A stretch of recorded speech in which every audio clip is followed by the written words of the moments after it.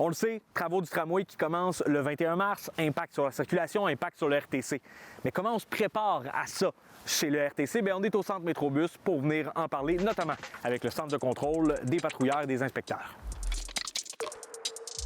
Mon nom est Gabriel Blanchette, je suis inspecteur pour le réseau de transport de la capitale. Si le chauffeur a des questionnements, s'il y a des interrogations, s'il y arrive un accident, une panne, des questions des clients aussi, que le chauffeur n'est pas capable de répondre, eh bien, il va loger un appel à la salle de contrôle et nous, les contrôleurs ou les patrouilleurs sur le réseau, bien, on va répondre à ces questions. C'est quoi le rôle d'ici, la salle d'inspection, le centre de contrôle? Comment on prépare ça le 21 mars? Nous, c'est l'expertise terrain qu'on a.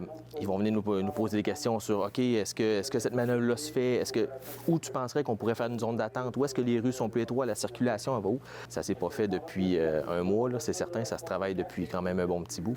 Là, est-ce qu'il y a un plan de match précis pour le 21? On va essayer d'avoir le plus d'effectifs possible, autant sur le réseau, pour répondre aux questions des chauffeurs, pour diriger les chauffeurs, aussi pour répondre aux questions de la clientèle, ainsi qu'on va avoir un effectif, le plus effectif possible à la salle de contrôle. Est-ce qu'il y a des choses précises qu'on s'attend à voir là, en plus grand nombre à partir du 21? Bien, on va avoir des gens, oui, qui vont se tromper.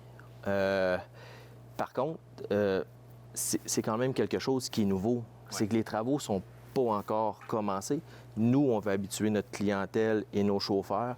Et puis, les enjeux, ça va être un petit peu la poutine habituelle. C'est juste que avec un plus haut niveau d'appel. Évidemment, les chauffeurs, le soutien au réseau, c'est quelque chose qu'on prépare depuis longtemps, mais pour le RTC, bien, il y a aussi des clients qu'il faut supporter et épauler dans cette transition dès le 21 mars. Donc nous, notre priorité dans les dernières semaines, ça a vraiment été de déployer des informations sur l'ensemble de nos outils pour rejoindre nos clients, donc nos outils numériques et de l'information bien, sur le terrain aussi, donc des housses pour indiquer si les arrêts seront desservis ou non à compter du 21 mars.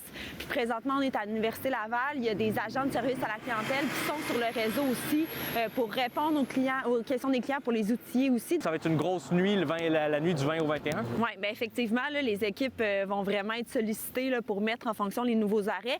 Par contre, pour les arrêts qui ne sont pas desservis, c'est déjà indiqué que l'arrêt ne sera pas desservi à compter du 21 mars.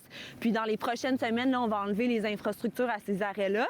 Donc ça, pour la clientèle, c'est déjà clair sur le réseau. Mais effectivement, pour les nouveaux arrêts en fonction, bien, il va falloir les mettre en fonction dans la nuit de vendredi à samedi. Ça va se poursuivre un peu samedi. L'objectif, c'est que lundi matin, là, tout soit vraiment fonctionnel pour la clientèle.